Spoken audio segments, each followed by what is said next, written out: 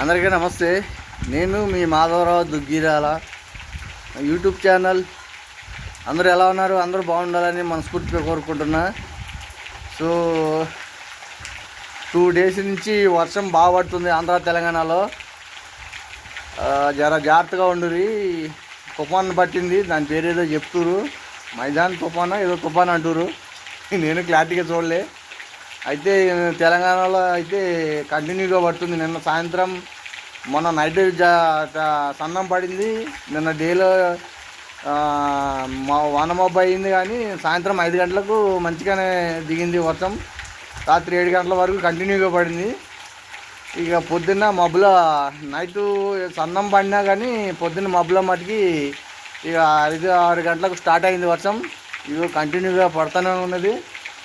జర జాగ్రత్తగా ఉండురి మీరైతే. ఎందుకంటే వర్షం గాలి వానతోటి పడేటట్టుగా ఉన్నదని ఆంధ్ర తెలంగాణలో భారీగా చెప్తున్నారు. తుఫానా గాలి వాన కూడా గట్టిగా పడే అవకాశం ఉన్నది. మాకైతే కంటిన్యూ పొద్దున్న నుంచి వర్షం పడుతుంది. రాత్రి అయితే మబ్బు సన్నం పడింది. ఇక పొద్దున్న 6 గంటల నుంచి విపరీతమైన వర్షం.